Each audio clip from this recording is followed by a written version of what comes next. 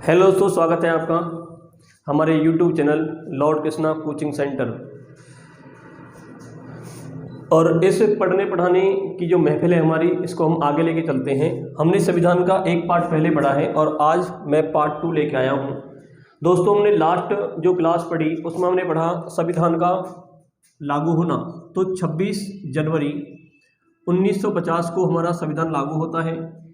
तो जब हमारा देश का संविधान लागू होता है उसके बाद की जो बातें हैं उस सिलसिले को हम आज आगे लेके चलते हैं और बहुत ही खूबसूरत तरीके से मैं आपको बताऊंगा कि आगे इसमें क्या हुआ। जिस दिन हमारे देश का संविधान लागू हुआ दोस्तों, उस टाइम में क्या था, हमारे संविधान के अंदर आते हैं अनुच्छेद मतलब कि आर्टिकल आते हैं। और अनुच्छेद उस टाइम में थे 395, तो 395 अनुच्छेदों से मिलके उस टाइम में संविधान बना था। और भागों की मैं बात करूं, भाग मतलब पार्ट, और पार्ट की मैं बात करूं तो 22 उस टाइम में भाग थे। और अनुसूचियों की मैं बात करूं, अनुसूची, तो अनुसूचियों की संख्या थी उस समय 8। अनुसूचियों की संख्या थी उस समय 8। तो दोस्तों, यहां से आगे बढ़ने के बाद यदि हम वर्तमान की बात करते हैं, यदि मैं बात करूं वर्तमान की, तो वर्तमान में जो अनुच्छेदों की संख्या है, यहाँ पे क्वेश्चन ट्वीट करता है बार बार कि जो अनुच्छेद हैं आर्टिकल बेसिक आज भी 395 है, 395। लेकिन यदि टोटल की हम बात करें, जैसे कि इनमें ऐड किए गए ABCD को ABC या इस हिसाब से जोड़े गए हैं, तो इनकी संख्या आज लगभग 470 हो चुकी है। उनको जोड़ने के बाद इनकी संख्या लगभग हो चुकी 470। और भागों की मैं बात करूं तो भाग आज हो गए 25। किताब में, मैक्सिमम किताबों में आज भी इनको 22 दिखाया जाता है, तो 22 नहीं है दोस्तों, ये कितने हो गए अभी 25। और अनुसूची की मैं बात करता हूं तो अनुसूची हुई है आज 12। तो वर्तमान में अनुसूची पूछी जाती है तो 12 अनुसूची। संविधान लागू हुआ 26 जनवरी 1950 को, तो उस समय थी 8, आज हुई 12। उस समय भाग थे 22, आज हुए 25। अनुच्छेद उस समय 395, तो आज 470। इसमें आप ध्यान रखेंगे एक चीज कि यदि वो बेसिक आर्टिकल पूछता है, बेसिक अनुच्छेद पूछता है, तो बेसिक हमारे कितने होंगे, 395 ही होंगे।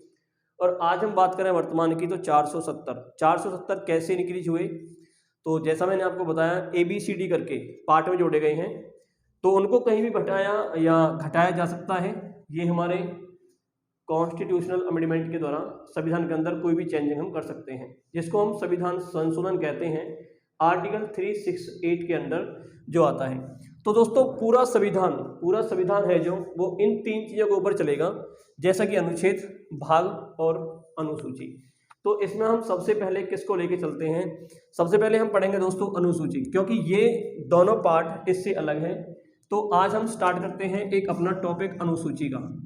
तो हम सबसे पहले जानेंगे अनुसूची के बारे में कि जो पहले अनुसूची थी वो थी हमारी कितनी दोस्तों, 8, और आज वर्तमान में हुई ये 12।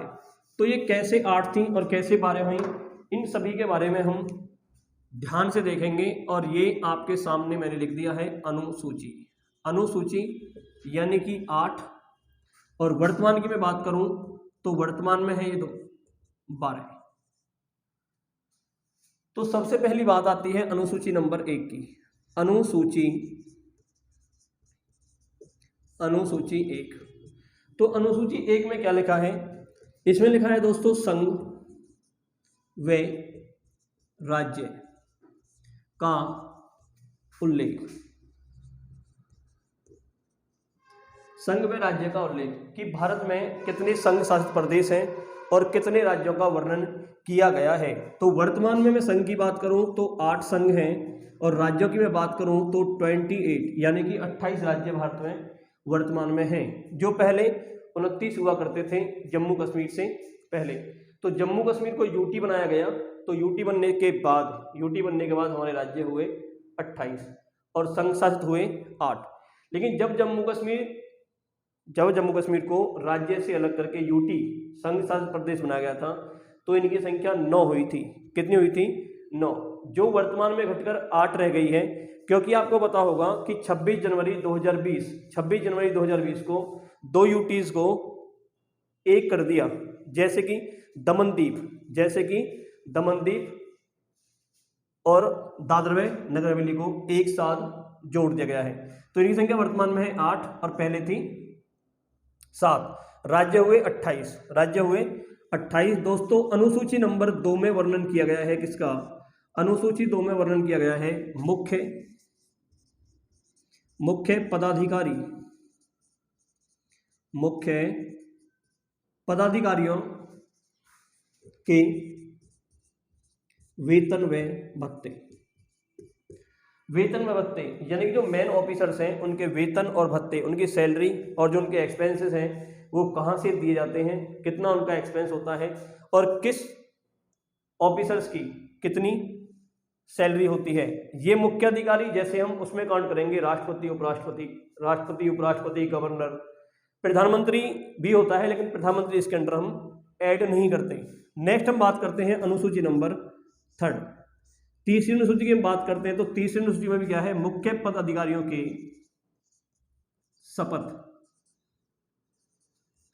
शपथ का प्रावधान, शपथ का प्रावधान कि जो मेन ऑफिसर्स हैं भारत के उन या मेन अधिकारी हैं जो उनको कौन शपथ दिलाता है, उनको शपथ कौन दिलाता है, कौन उनका त्यागपत्र लेता है। तो special provision for auth in schedule 3।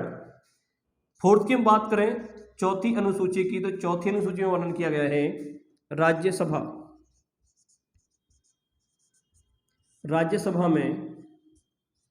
Rajya Sabha में सीटों का निर्धारण, राज्यसभा में सीटों का निर्धारण। जैसा आपको ज्ञात होगा कि राज्यसभा के अंदर टोटल 250 सीटें होती हैं जो वर्तमान में 245 हैं। 245 सीटों को राज्यों से लिया गया है। किस राज्य से कितनी सीट ली गई हैं इन सभी का वर्णन आपको अनुसूची नंबर 4 में मिलेगा। अनुसूची नंबर 5 की हम बात करें तो 5वीं अनुसूची में SC और ST यानी कि अनुसूचित जाति और अनुसूचित जनजाति का प्रावधान किया गया है, प्रावधान किया है। जहां पे ये अनुसूचित जाति और अनुसूचित जनजाति निवास करती हैं दोस्तों, उनके बारे में कुछ प्रोविजन है। और 6th जो अनुसूची है हमारी, 6ठी अनुसूची है, यहाँ भी SC और ST अनुसूचित जाति और अनुसूचित जनजाति के क्षेत्रों का प्रावधान, क्षेत्रों का प्रावधान, यहाँ पे प्रोविजन दिया गया है उनके क्षेत्रों का, यहाँ पे जातियों का और यहाँ पर क्षेत्रों का, यानी कि जाति के साथ साथ क्षेत्र भी होंगे। जैसे कि मैं आपको बता दूं मिजोरम होगा हमारा, मिजोरम, त्रिपुरा, मेघालय,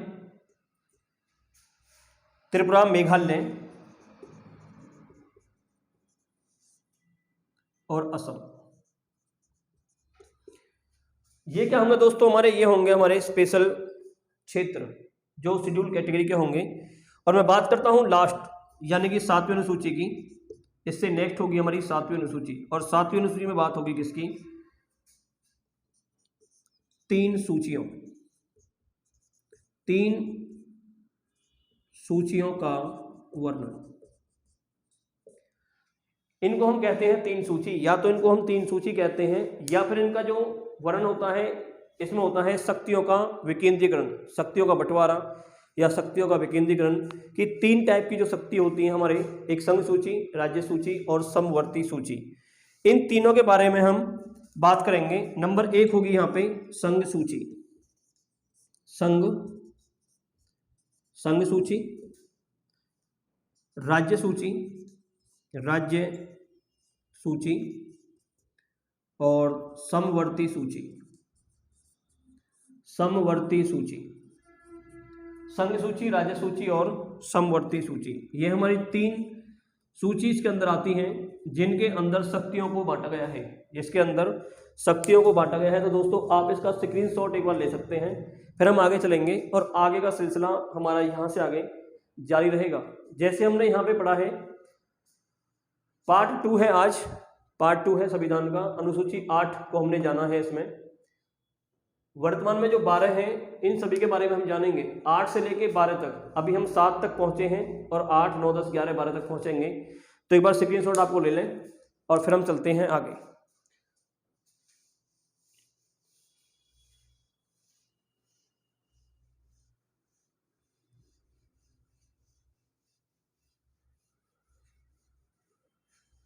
ये दोस्तों हमारी 7वीं अनुसूची अभी यहाँ पे चली हुई है। तो यहाँ पे क्वेश्चन क्या बनते हैं 7वीं अनुसूची से? 7वीं अनुसूची से क्वेश्चन बनते हैं कि जो संघ सूची है, जो संघ सूची है, इसमें कितने विषय हैं? तो इसमें आज वर्तमान में 100 विषय हैं। और पहले की यदि बात करें तो पहले विषय थे 97। पहले कितने विषय थे? 97। और राज्य की मैं बात करूं तो राज्य सूची में जो विषय हैं आज वो है 61। और दोस्तों पहले की मैं बात करूं तो पहले विषय थे 66। इसका मतलब ये हुआ कि यहाँ पे 3 विषय ज़्यादा हुए और यहाँ पे 5 विषय हुए कम। और समवर्ती सूची की मैं बात करूं, समवर्ती सूची, तो इसमें विषयों की संख्या हुई आज 52 विषय, जिनकी संख्या पहले 47 हुआ करती थी। तो इनकी संख्या पहले 97 थी, अब 100, 66 अब 61 और 47 अब 52। तो दोस्तों इसमें कुछ चीज़ों को घटाया गया, यहाँ पे बढ़ाया गया और यहाँ पे भी बढ़ाया गया। थोड़ी सी मैं आपको यहाँ पे बता देता हूँ। जिन प्रोविजन या जिन प्रावधान या जिन विषयों के ऊपर केवल सेंटर गवर्नमेंट नियम बना सकती है, वो सभी विषय संघ सूची के अंदर रखे गए हैं। जैसे कि हम बात करें, जैसे कि जनगणना, सेंसस, यदि जनगणना होगी तो किसके अंडर आएगी? वो सेंट्रल गवर्नमेंट के अंडर। राज्य की हम बात करें तो 66 विषय, पहले 66 अब 66। जैसे कि कोई भी स्टेट पुलिस होगी तो स्टेट पुलिस के ऊपर किसको कानून बनाने का अधिकार है? केवल राज्य सूची को। एग्रीकल्चर की मैं बात करूं तो भी राज्य सूची। समवर्ती की बात करें हम तो पहले 47 विषय और अब है 52 विषय। समवर्ती में हम बात करते हैं जिस पर दोनों संघ और स्टेट दोनों मिलकर कानून बनाएंगे, वो होगी हमारी समवर्ती सूची। जैसे कि मैं बात करूं एजुकेशन, तो एजुकेशन किसका विषय होगा? समवर्ती सूची का। दोस्तों 8वीं अनुसूची की हम बात करते हैं, 8वीं अनुसूची की, और 8वीं अनुसूची में है 22 भाषाओं का उल्लेख। 22 भाषाओं का उल्लेख। पहले 14 भाषा थी। यदि वो बात करता है कि भैया जब अनुसूची 8 को संविधान में जोड़ा गया था तो उस समय कितनी भाषा थी? 14। और वर्तमान में कितनी भाषा है? तो वर्तमान में भाषा हुई हमारी 22। तो दोस्तों यहाँ पे क्वेश्चन बार बार रिपीट होते हैं कि पहले कितनी थी, वर्तमान में कितनी है, या 22 भाषाओं का उल्लेख संविधान की किस अनुसूची में किया गया है? तो 8वीं में। यहाँ से कुछ और क्वेश्चन उठ के आते हैं। जैसे कि मैं आपको बता दूं कि 15वीं भाषा कौन सी थी? 15वीं भाषा, तो 15वीं भाषा यहाँ पे सिंधी थी, जिसे जोड़ा गया संविधान के अंदर सिंधी को। 15वीं भाषा कौन सी थी? सिंधी। और क्वेश्चन पूछ लेता है वो कि जो सिंधी भाषा थी इसे संविधान में कब जोड़ा गया? सिंधी भाषा को संविधान में कब जोड़ा है? तो इसको जोड़ा है दोस्तों 21वां संशोधन 1967। 21वां संशोधन 1967 के द्वारा सिंधी भाषा को जोड़ा गया संविधान की 8वीं अनुसूची में, और जो 15वीं भाषा के रूप में बन के उभरी। फिर हुई हमारी भाषा 18 भाषा हो चुकी थी। इसमें 3 भाषा जोड़ी, इसमें जोड़ी दोस्तों 3 भाषा, यानी कि 15 से हम 18 पे पहुंचे। 3 भाषा जोड़ी। 3 भाषा कौन कौन सी थी यहाँ पे? एक तो थी हमारी कोंकणी,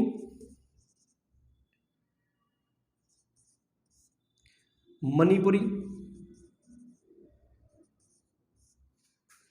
और दोस्तों नेपाली। कोंकणी, मणिपुरी, नेपाली, इन 3 भाषाओं को जोड़ा गया संविधान के अंदर।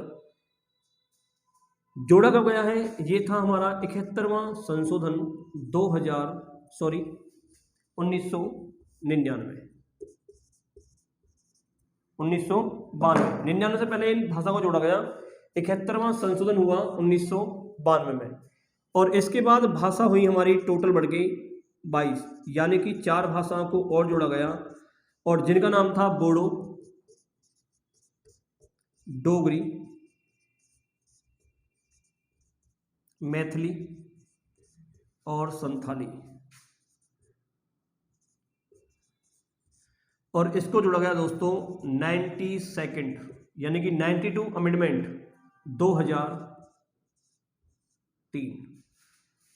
92वां संशोधन 2003 में जोड़ा गया, 71वां संशोधन 1992 और 21वां संशोधन 1967। 21वां 1967, 21वां 1967। तो ये इस हिसाब से टोटल मिलके जो भाषा हुई हमारी वो हुई 22। इसकी एक ट्रिक दोस्तों आपको याद रखनी है, कोंकणी, मणिपुरी, नेपाली की। तो यहाँ पे एक ट्रिक आप याद करेंगे कामनी के नाम से।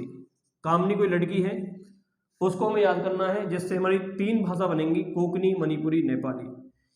और इन चारों भाषाओं से हम एक ट्रिक बनाएंगे जिनसे चारों भाषाएं हमारी याद रहेंगी। इन 4 भाषा की ट्रिक, जैसे आपने देखा होगा मच्छर के बारे में सभी जानते होंगे।